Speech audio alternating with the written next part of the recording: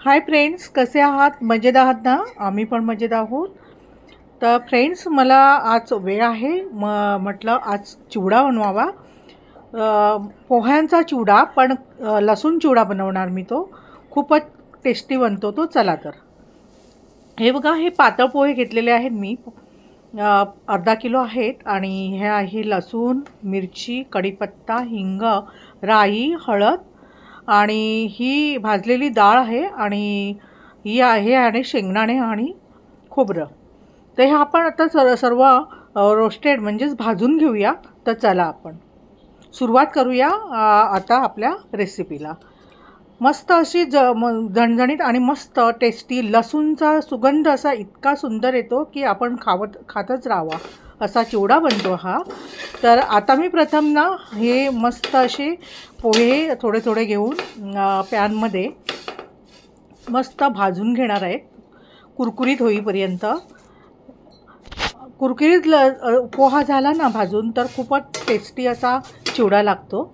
तर आता हे मी थोडे थोडे सगळे भाजून घेणार आहे, आणि नंतर ते आपण चाळणीमध्ये चाळून घेणार आहोत. म्हणजे त्यातला तो जो कण असतो तो निघून जातो. आणि हे बघा, ही चाळण आहे, त्याच्यामध्ये मी चाळून घेणार आहे पोहे. आणि स्वच्छ असे पोहे बाहेर हे असं 2-3 वेळा मी थोडे थोडे घालून पोहे भाजून घेतलेले आहेत. आणि एका पॉटमध्ये मी काढून घेतलेले आहेत.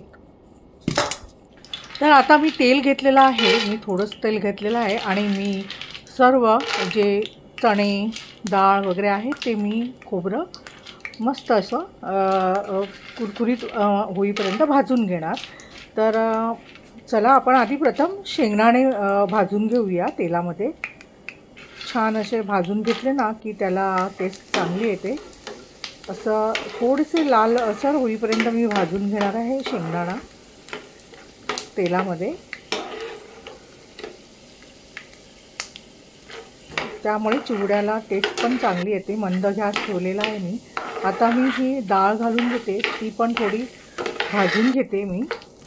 आणि त्यानंतर मी हे खोबरं पण घेतलेलं आहे.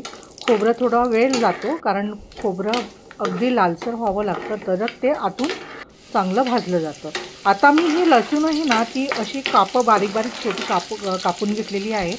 आणि ही लसूण जेवढी तुम्ही लालसर बनवाल, म्हणजे लालसर फ्राय कराल, त्यामुळे त्याचा सुगंध चिवड्याला खूपच छान येतो.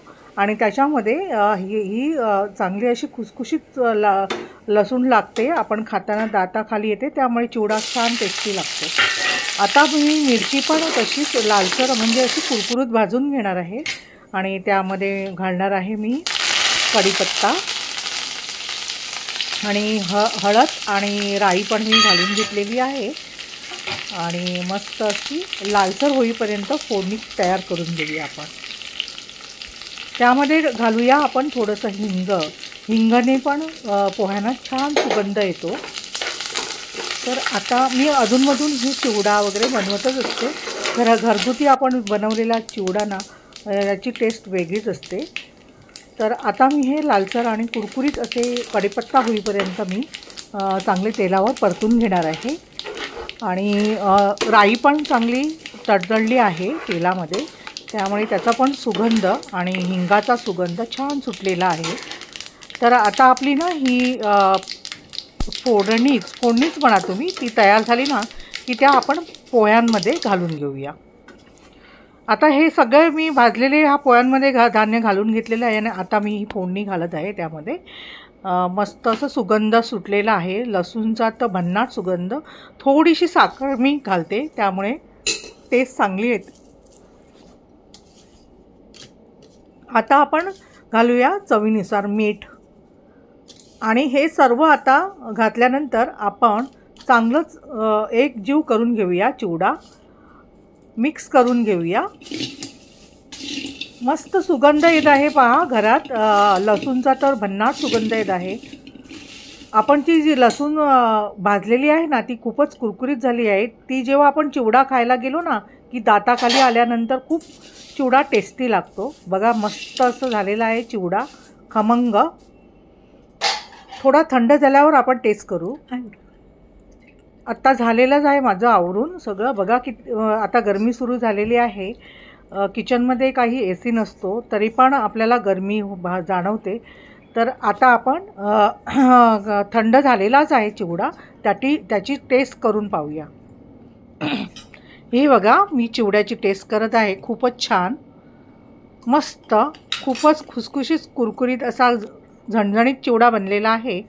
तुम्हाला ही आवडली असेल रेसिपी तर नक्की बघा आणि माझ्या सर्व व्हिडिओ पहा आणि माझ्या चॅनलला व्हिजिट द्या. आजचा व्हिडिओ आवडला असेल तर लाईक, शेअर, सबस्क्राईब करायला विसरू नका.